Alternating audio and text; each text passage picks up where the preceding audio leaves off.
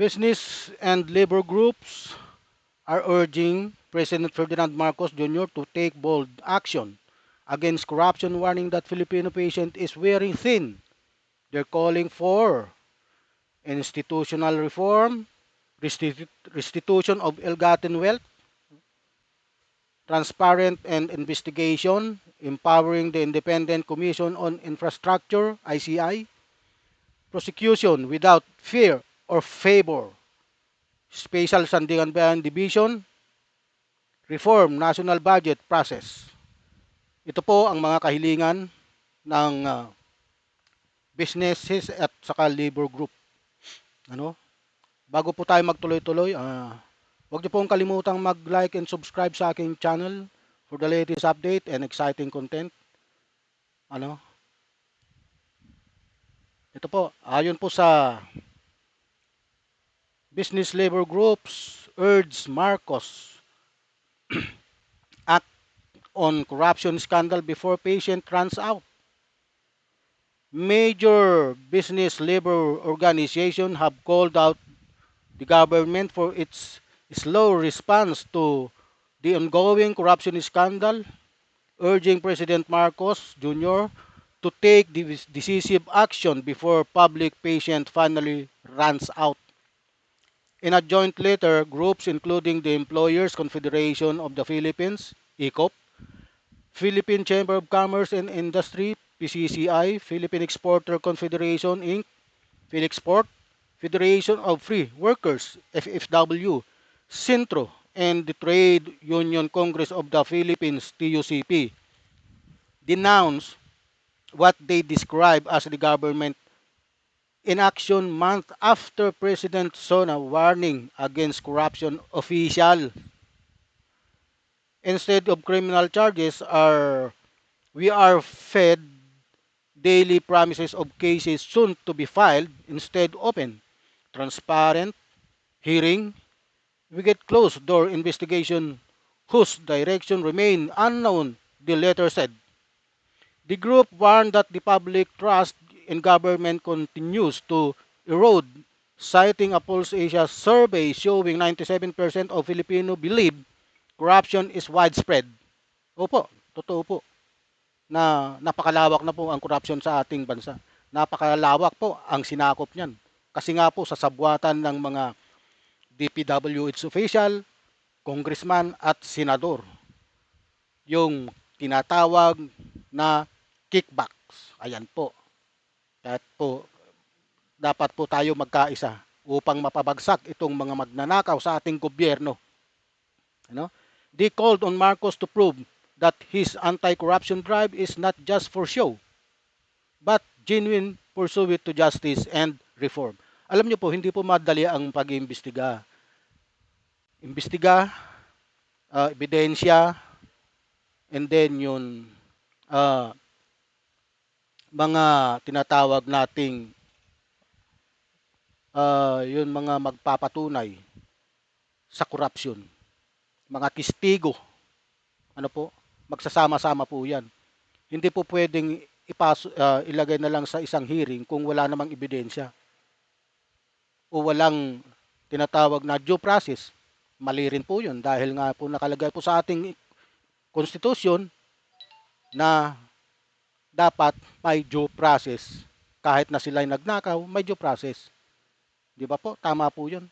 Kaya po medyo matagal talaga ang pagdinig.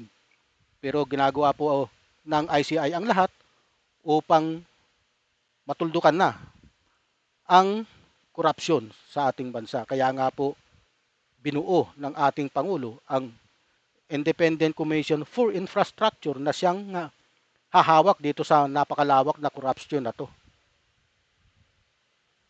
Magpatuloy po tayo. Among their demands, regular dialogue with workers and employees on corruption economic impact, full subpoena and contempt powers for the Independent Commission for Infrastructure, creation of a special Sandigan Bayan Division for infrastructure corruption cases, public disclosure of all evidence and position papers from ongoing probes and immediate recovery, reallocation of stolen public fund towards social reform programs.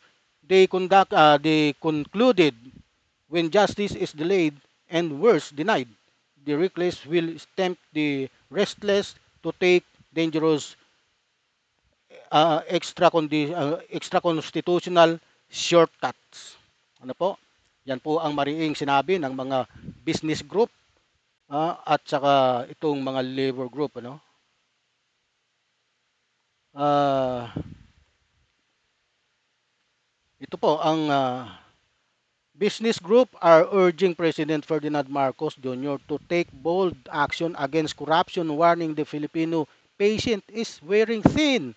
They're calling for institutional reform, strengthening procurement and oversight system to prevent future abuse, restitution of ill-gotten wealth. Ito po ang pinaka-importante. Ibalik ang mga ninakaw nila sa bayan kasi hindi nila pera yan.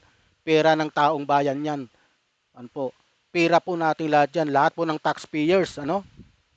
Restitution of ill-gotten wealth. Recovering embezzled fund and using them for social programs, transparent investigations, regular public updates on investigation programs and audit findings, empowering the Independent Commission on Infrastructure ICI, granting full legal authority and independence to investigate corruption, prosecution without fear, favor, holding accountable those responsible regardless of rank or possession.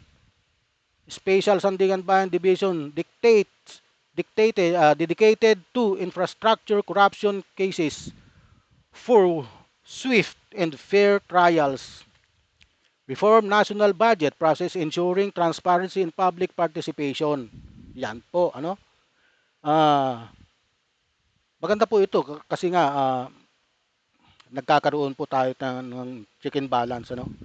Kailangan po nilang panagutan ang kanilang ginawa.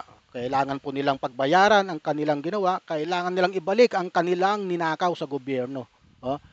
This demand comes amid growing frustration over persistent corruption report and misuse of fund, particularly in government project, business, and labor groups are united in their call for decisive action, emphasizing that corruption erodes trust, diverts public fund, and discourage investments.